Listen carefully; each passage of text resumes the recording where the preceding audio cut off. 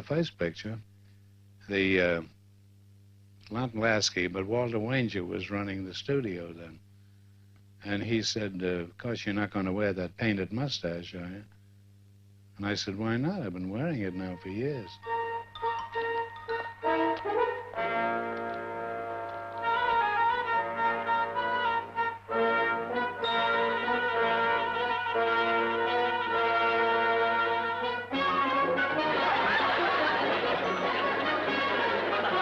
The only good director they ever gave us was Leo McCarey.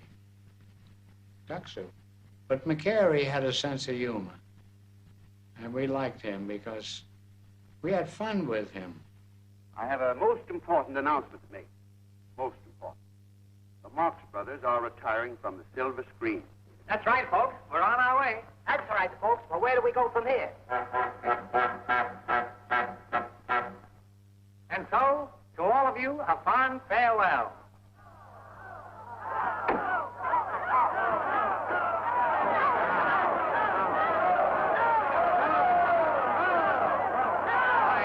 We didn't know you cared. When I know the mail that we get now is from youngsters, and we get much more mail now than we did when we made the pictures. But we become a kind of a... The kids have become aware of this, and they regard us as kind of destructive comedians.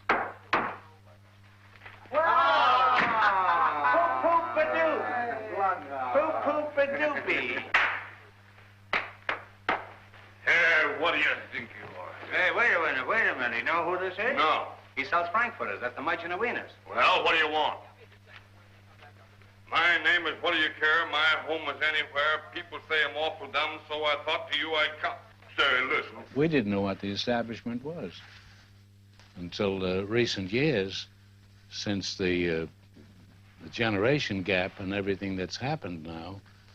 I think now they regard us as a kind of heroes. A mansion. What I say a mansion, I mean a mansion. I saw a fellow goes like that. The girl sitting in the chair. I can't hear a thing. For a lover come home from the army. Now, mind you, he's been going for many years. He's been going for so many years. Well, I hold him my back. But when the Colonel fight this other fella, and he's from the German army. Well, there's your and then the Russian. That's right in there. Now, when he goes to the other army, the other man gets the American army, and they have a war. Now they have a regular. And he pulls out a big around your papa. Here's my sweetheart, Mary. And the other boy says, if you'll just listen to what I've got to say. So he says, this is my... What? And he said, you married. The beautiful thing comes in like this. Now, listen, why don't you take your hat when a lady comes in? I'm trying to. I know, but that's not a lady. That's my wife.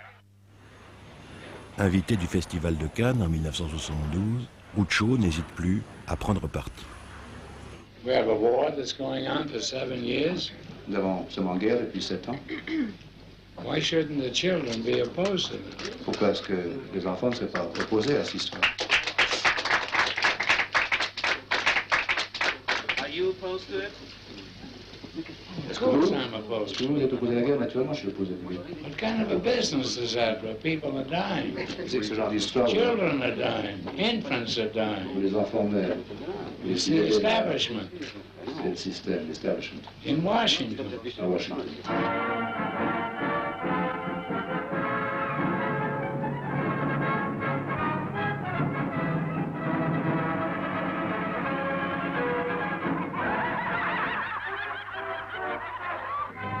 En 1934, engagés par Irving Thalberg en personne, les Marx prennent place parmi les stars de la Metro-Goldwyn-Mayer. There's a book out about Thalberg. Well, I think he was the greatest producer that Hollywood ever produced. Irving Thalberg. Yeah, he died at 37. All geniuses die young. Gershwin died at 37. I was going to die at 37, but I couldn't. Well, that's true about Gershwin and Thalberg. What changed your mind for you?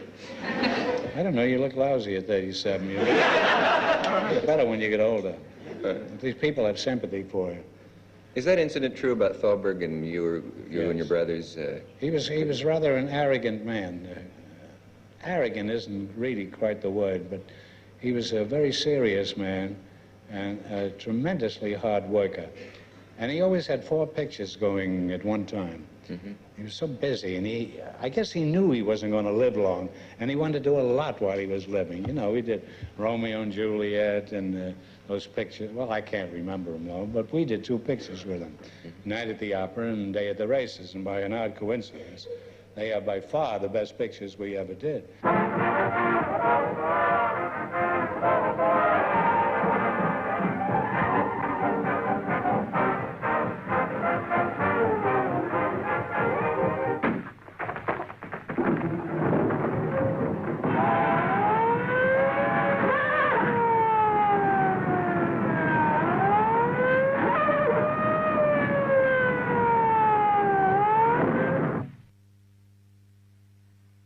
Either he's dead or my watch is stopped. He had so many writers working for him all the time that it was hard to get to see him. And I remember the first day we come in to see him, we had a call for 10 o'clock in the morning.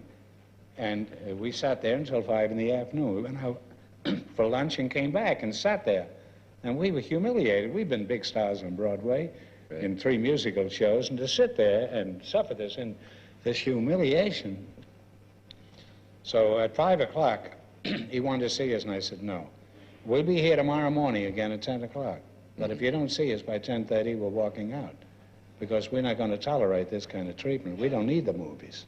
We can go back on the stage. So the next morning, we got in to see him, and at 10:30, he left. He was talking to some other writers on other pictures. He did an enormous amount of pictures. And when he went out, Harpo went to the commissary and got some raw potatoes and brought them back. And we put the files, he had letter files. We put those up against the 3 doors of his magnificent office. And then we lit the big fireplace, huge fireplace. We got the fire going. We took off all our clothes. And we sat in front of the fire and toasted these Mickeys, they were called in those days. And later, about 2 hours later, he knocked on the door. And he wanted to come in, and we finally opened the door, and he saw the boys sitting there naked, eating these potatoes. And he never kept us late again after that. I got a message from the man on the moon for you. Got you. On a blue beneath in the waters, together, hi. He liked us because we didn't take anything from him after that, you know. If he said something, I always argued politics with him. He was a hopeless reactionary, politically, because I was a Democrat and he was a Republican. As soon as they get rich, they become Republicans. Cigars, cigarettes, butts. Oh, hello, Gailey. Why, sure, I'll buy some of your cigarettes. You got a light, kid? Cary Grant et Greta Garbo, vus par Tex Avery. Greta Garbo, she used to affect very big hats. She was a very shy woman. She really was. And she had these big hats. And they had, this was a 6th-floor building, the Thalberg building in Los Angeles. And she would back into the elevator. She had to go to the elevator because she didn't want anybody to see her or talk to her. She was such a big star. I was standing in the elevator, too, and she backed in. I didn't know who it was.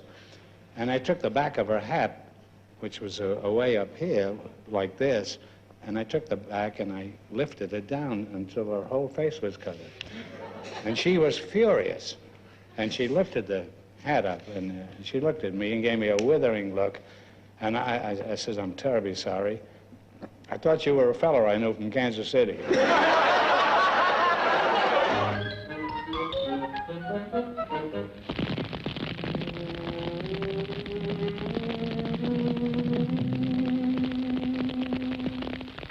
Oh.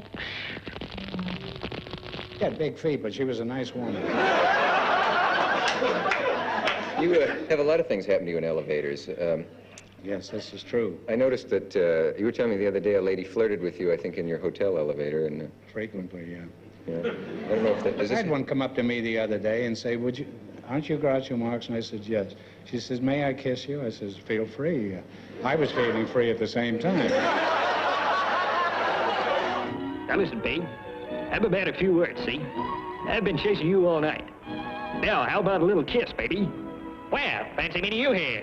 She invited me up to her room, but I didn't want to go. She was an old babe. She was around 24 or something.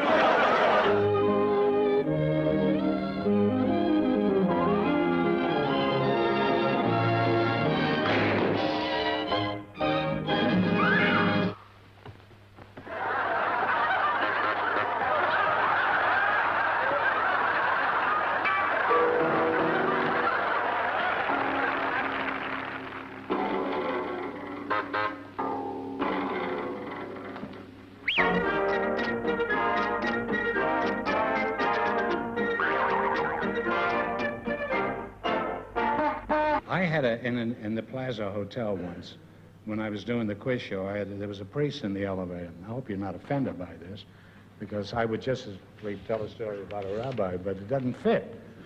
Neither did the rabbi, and they finally threw him out of the synagogue. But what happened? Anyhow, this priest said to me, he says, "Aren't you Groucho Marx?" And I says, "Yes." He says, "Gee, my mother's crazy about you." And I says, "Really? I didn't know you fellas had mothers."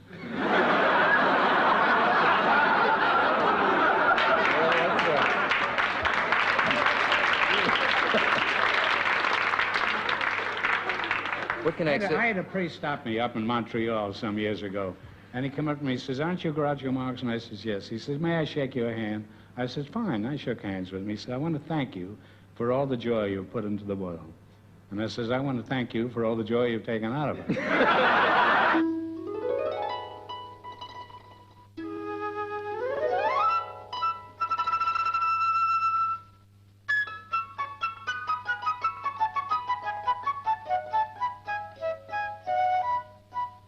Dumont find you funny? She played the, as everybody knows, the dowager. She never lady. understood anything I did on the stage. Is that so? She didn't really. She thought I was serious. No I remember kidding. we had a line in Duck Soup, which was one of my favorite lines.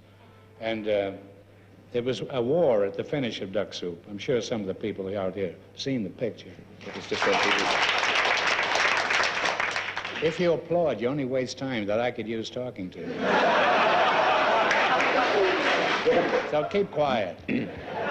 Just laugh hideously.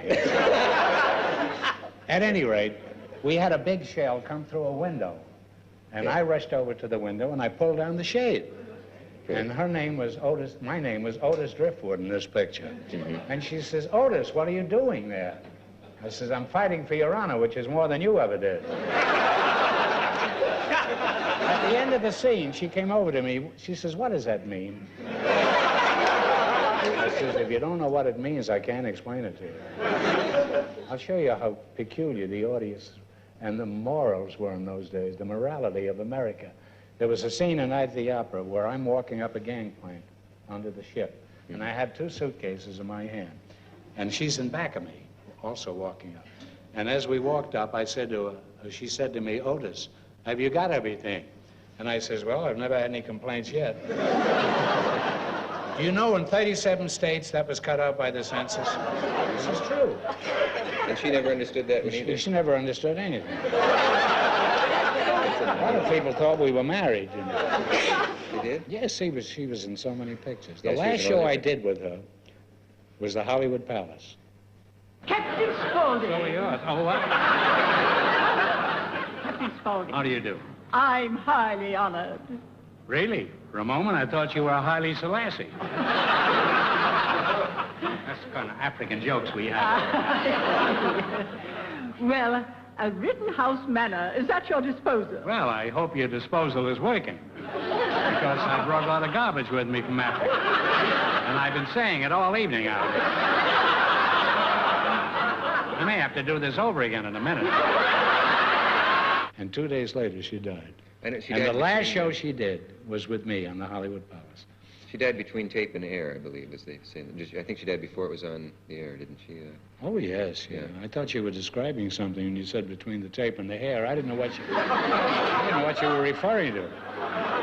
You thought of the tape that holds the wig on or something like that. No, the tape in the... No, but this isn't that... You know, if you read that in a story, you wouldn't believe it. I know, it's... That a woman who'd been in 7 or 8 pictures of ours and was close to us on the stage and all over, and still never understood what I was talking about.